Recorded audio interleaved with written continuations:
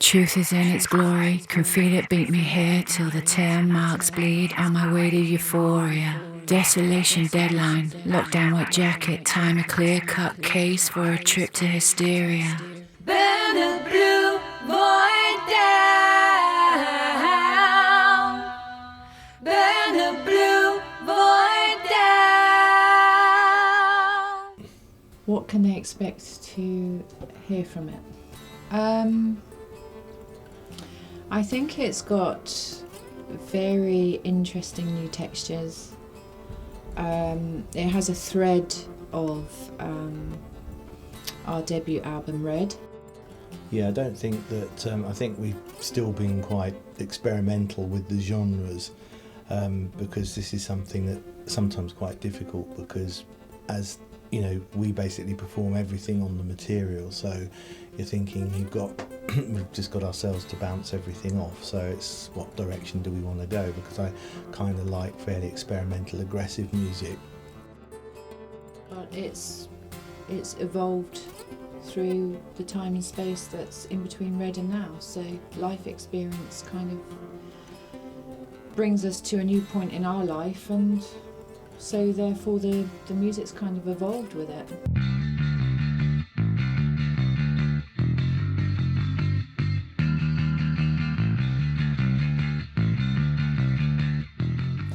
And sometimes the way that our music is a lot softer and delicate, because I like that as well. There's kind of it's almost like two things going on here, so it's just striking the balance as well.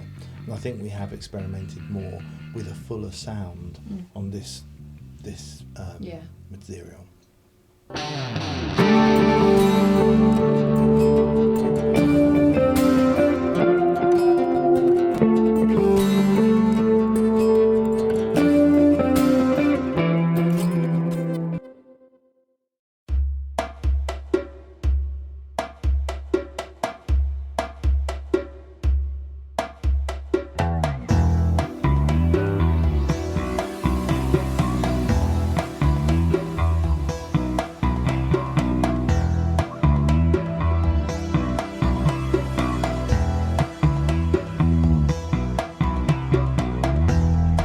Tender whisper come to heal the hurt.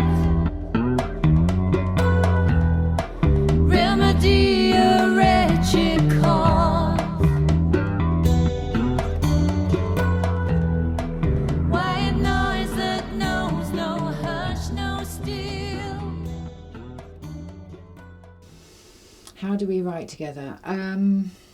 Normally what would happen is I would come up with some very basic ideas, and I would then give them to Lou to go away, work on. Then she'd come back, bring those ideas back into the studio. Then I'd mash it all up again. Then she'd say, no, I don't like that. So I had to go back to the drawing board. Stylistically, it's trying to find something that suits also Lou's vocal range, something there. But sometimes she'll do something and I think, oh, I really like that. We should make more of that. So it's a very much organic, evolving process. It's not kind of, a lot of modern writing is done very much today where people will have their system in the studio, they will do something, send the whole multi-track files off to someone else, they will do that. We obviously don't do that. We kind of write it still in a very organic way. Sometimes often it will be something that can be performed on an acoustic guitar, where it starts with. In and out of dream like state faint memory. Hear the promised words manifest and escape me.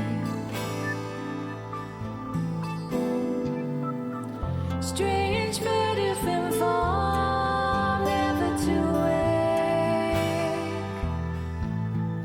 Furrowed in the world's primal cry. What can I become? That's pretty much enough for me to get the atmosphere of the song. and for me to pick up on the energy of the song. And as the singer, it's quite important it makes more sense that the melody line comes from the vocalist. So normally we'll sort of throw things into the studio and we go, okay, I really like this texture, I like this sound, I can work with this. There's something I'm connecting with emotionally. So yeah, composition mainly from Steve, but the vocal line, it makes more sense. There's always a crossover. I just have to beat him to a pulp to let him know that it has to be my way. Yeah.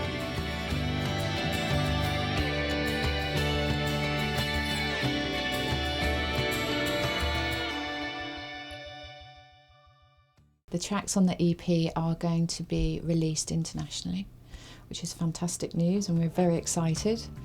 And there's 4 tracks on the EP, all very different and varied, but they have the Askew Cozma stamp on it.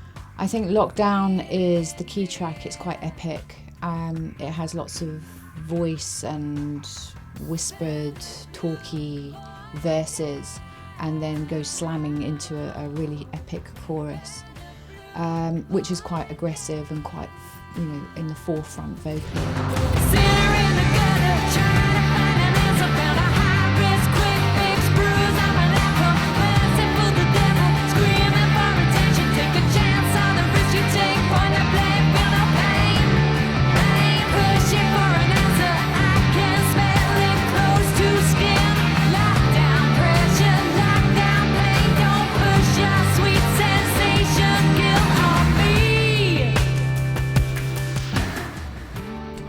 Lockdown's quite interesting. That started originally from sort of a detuned guitar idea with a groove and a really cool bass line, and I just played it to Lou and she hooked onto that.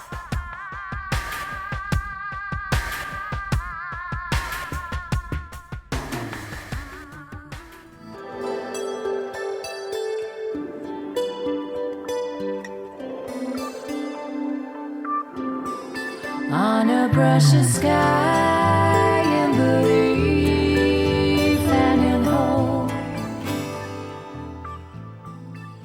And then Snow White Room is a lot more mellow, and it's like taking a deep breath. It's something that we've reworked, and Lou's completely turned that around to almost stripping everything right back. It's not removed from the other 3 tracks, but it's a sort of breath of fresh air. And now it's kind of sounding as fresh as the day when I first came up with the first arpeggiation on it, which is really nice actually, because there is a tendency to just keep adding and adding, and sometimes it's the taking away makes more of an impact.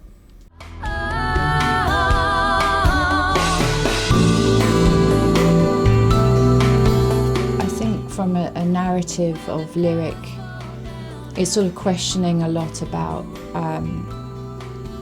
the world, the universe, where we are in it, and kind of damage. Damage pretty much comes to my mind to the narrative of White Noise.